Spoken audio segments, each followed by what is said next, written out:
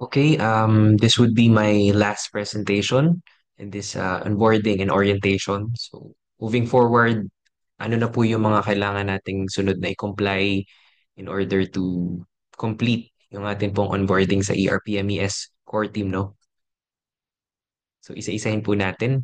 Basically, itong presentation outline only comprises three parts. First is yung bookmarking of ERPMES related links, securing ERPMES presentation materials, and lastly, adding ERPMES NEDA focals to agency focus GC. So yung 1 and 2, kayo po yan on your part, and yung 3 ay pwede naman pong kayo, pero pwede din naman na kami na yung mag-add. Pero we'll be providing here links. Basically, itong presentation na to, puro links po ito and QR code para sa mga materials na kailangan natin gamitin at magiging important bookmark sana natin. Kaya isa sa actions natin, we bookmark yung mga importanteng links that we'll be sharing sa mga sunod na slides. Sa number 1 po, yung bookmarking of ERPMES related links, yung agency focus directory, NEDA Focus Directory na na-share na rin po namin sa inyo.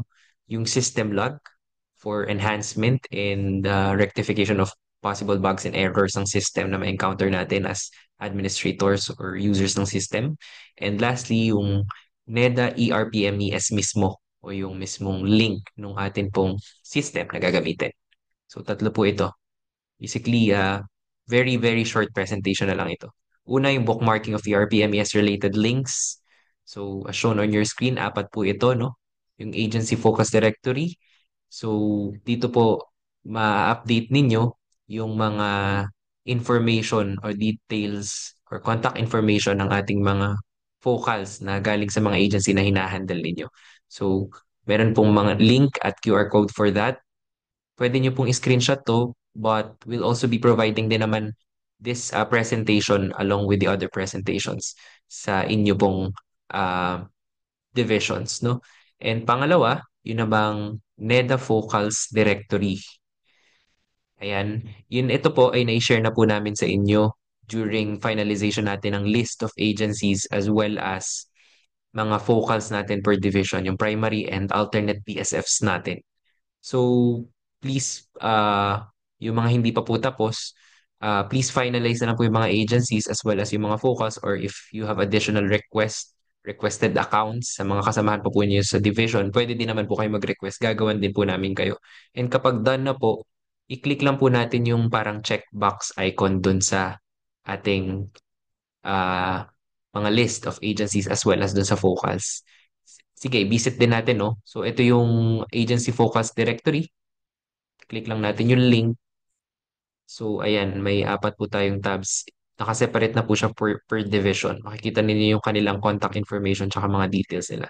Lahat po ito ay may mga account na rin. So, yung mga naka-yellow, yun po yung mga primary focals natin. Okay? Next naman yung NEDA Focals Directory. Click lang natin yung link na share po namin. Ayan. So, complied na po ang economic development sector natin thanks to our primary and alternate DSFs from PIMED. Tapos na po sila.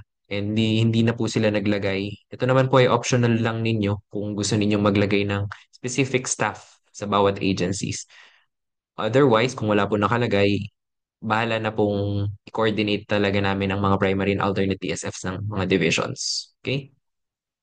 Nasa sa inyo naman po kung pwede gusto ninyong lagyan. So, may reference na rin po tayo ng office order dito na inapprove ng RPMC. RPMC, ito po pala yung prioritization criteria na approve ng RPMC. Yung office order naman po, ito yung reconstitution for our reference. Next is yung ating system log. No? As mentioned sa reconstitution ng ERPMES natin, core team, ay meron din pong system log. Pag naka-encounter tayo ng for enhancement ng system, ay pwede din po tayo mag-refer sa system log para ilagay natin, no? For enhancement and rectification nga ng mga possible bugs, errors. Naka-per division din po ito. So dito na rin mag input yung ating mga technical divisions as well as yung FAD with the help of our ICT support personnel, no? Yung ISP natin na sila din or kasama din po ako at ang PIMED na mag-improve ng system natin. So we encourage you po na ilag po natin dito yung mga ma-encounter natin. For example, meron naman pong mga nakalagay na sa PIMED, pwede nyo pong gamiting reference. And next is yung mismong link or QR code ng system mismo or ng NEDA ERP-MES. So ayan po ang itsura ng ating system. Okay, next is yung securing ERP-MES presentation materials. So we'll be providing all the presentations that we use dito po sa ating ERP-MES core team, NROME Maropa onboarding and orientation. So may link po for that para you refer back here na lang, no? Reference po ninyo. Kailangan ninyong balikan. At may folder din po doon, may subfolder sa loob indicating other system presentations para makita niyo yung perspective naman ng users kasi I also prepared po a user's manual bukod doon sa diniscuss natin kaninang administrator's manual para naman sa perspective ng users natin. You can go through it na. Tsaka refresher din ng 2023 RPMES operational guidelines. And yun nga, yung review observations natin sa mga agencies na na-encounter from the previous submissions nila. So ayan, you can use that manuals, references while reviewing yung mga submissions nila. So here's the QR code and the link for that. You secure lang po, you can download it na sa inyo pong mga files, okay? And also bookmark po yung mga QR code and links. And lastly, adding ERP-MES NEDA Focals to Agency Focus group chat. So tayo po, no, may sarili tayong group chat sa Teams. Previously, bago po yung creation or reconstitution ng ating core team, meron na po kaming inu-utilize na GC din sa Messenger naman, yung mga ERP-MES focus ng ating pong mga ahensya. So previously, doon kami nagko-coordinate. Yung main coordination channel namin.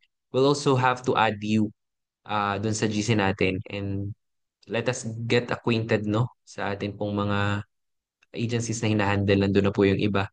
And yun nga, sa pag-update po ninyo ng mga directory ng inyong mga agencies, isync na rin po natin yung mga focals na ma-add or pag may kailangan i-remove, i-update na lang po natin doon sa GC din po ng ERP-MES focals. Ganon din po sa system kapag may mga bagong focals ng inyong mga agencies. Okay? Ito po yung link and QR code.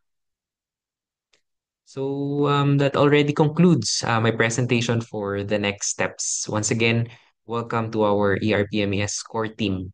Thank you very much po.